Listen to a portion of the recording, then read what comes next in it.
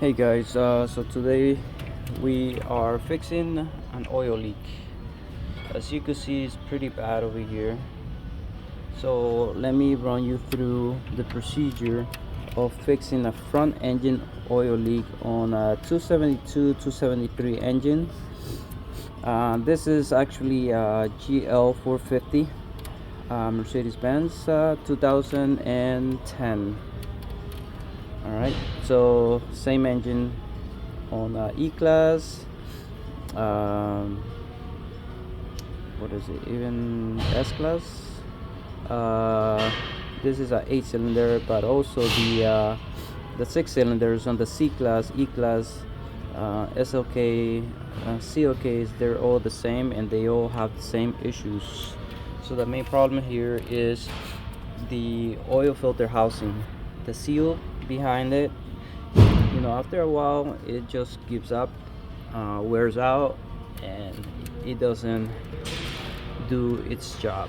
Also, whenever you do the seal behind here, oil filter housing, make sure you do the oil cooler. This is the oil cooler. There's a seal here also.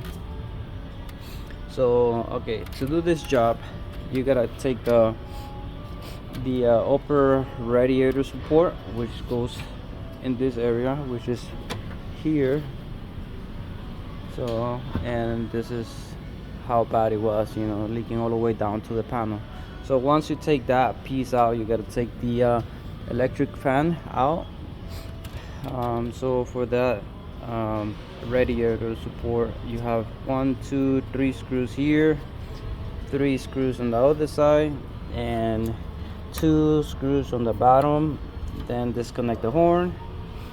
There should be 2 panel clips here. Take that out. Take this from the bottom. It has like hooks that this hooks in secure. This is the cable for the latches. So take that out.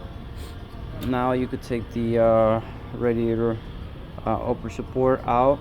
Once you take that out, then you have a bolt, a screw for the engine fan to unplug it. This is easy. Just press on both sides and it spreads. Pull it out. Also, it's gonna be a little hard to take that fan out because it will hit right here on the transmission cooling lines and on the thermostat. So you gotta play a little bit, to get it out.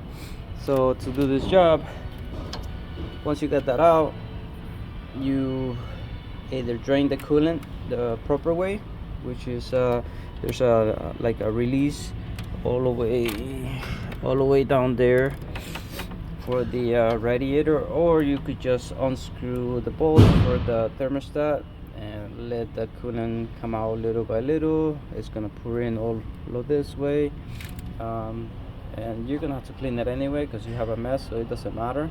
Also replace the thermostat seal. Make sure you get one, and you have to take the thermostat out just because of this one bolt right here. Is a long bolt, and the thermostat is on the way. And now to take the thermostat out, you need to take this pulley out of the way. This is a guide pulley for the belt, which is right here.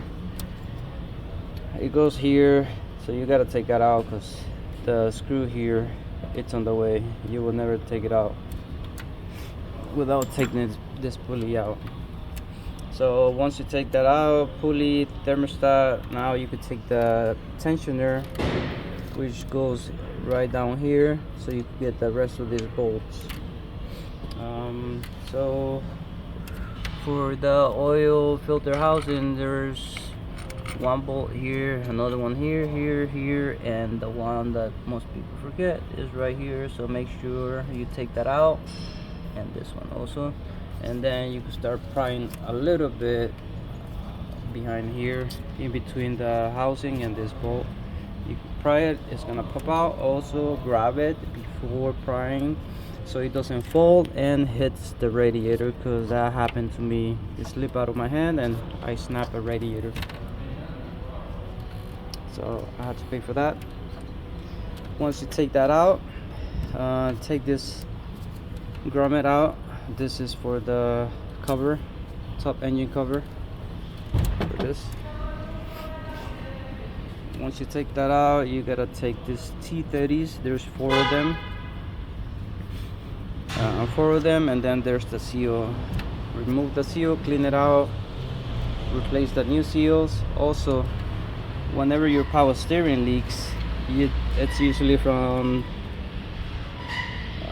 that O-ring right there. That's called the power steering reservoir O-ring. That usually runs all the way down, and then you will think it's a oil leak, but no, it's a power steering leak. You can know if it's leaking because you're gonna hear like a grinding noise first start or while turning the steering wheel. If your level is good and you still hear a grinding, like a whining sound, most likely is the tank. It has a little filter inside that they go bad, so that is your problem.